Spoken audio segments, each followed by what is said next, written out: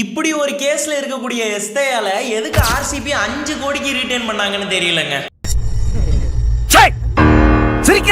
அதாவது என்ன விஷயம்னா மக்களே, கொஞ்சம் மாதங்களுக்கு முன்னாடி ஆர்சிபியோட ஒன் ஆஃப் த பயங்கரமான பவுலரான எஸ்தேயால் மேல ஜெய்ப்பூர்ல போக்சோ சட்டத்துக்கு கீழே ஒரு எஃப்ஐஆர் பதியப்பட்டுச்சுங்க. அதாவது ஜெய்ப்பூரை சேர்ந்த ஒரு பொண்ணு தான் மைனர் ஏஜ்ல இருக்கும் போது எஸ்தேயால் அவங்கள செக்ஸுவல் அபியூஸ் பண்ணதா குற்றம் சாட்டி அவர் மேலையும் கேஸ் போடப்பட்டுச்சுங்க. இப்போ இந்த கேஸ் விசாரணையில வர ஸ்டேஜ்ல எஸ்தேயால் கோர்ட்ல தனக்கு முன்ஜாமீன் வேணும்னு சொல்லி ரெக்வஸ்ட் பண்ணியிருக்காருங்க. ஆனா அதுக்கு கோர்ட் அவரோட பெயில் ரெக்வஸ்ட கம்ப்ளீட்டா மறுத்திருக்காங்க. இதனால எஸ்தேயால் 2026 ஐபிஎல்ல ஆர்சிபி டீம் காண்டி விளையாடுவாரா அப்படிங்கிறது டவுட் தான். 2025 ஐபிஎல் முடிஞ்சதுக்கு அப்புறமா எஸ்தேயால் ஒரு கிரிக்கெட் டோர்னமெண்ட் கூட விளையாடலங்க. ஒரு சில லீக் மேட்ச்லாம் அவரை பேனே பண்ணியிருந்தாங்க. அப்படி இருந்த சுச்சுவேஷன்லயும் ஆர்சிபி அவரை நம்பி 2026 ஐபிஎல் காண்டி அவரை 5 கோடிக்கு ரிட்டர்ன் பண்ணியிருந்தாங்க. ஆனா நடக்கிறத பார்த்தா அவர் அடுத்த வருஷம் ஐபிஎல்ல கண்டிப்பா விளையாட மாட்டாருன்னு தான் எனக்கு தோணுது. இதை பத்தி நீங்க என்ன நினைக்கிறீங்க அப்படிங்கிறத மறக்காம கீழே கமெண்ட் செக்ஷன்ல சொல்லிட்டு போயிருங்க.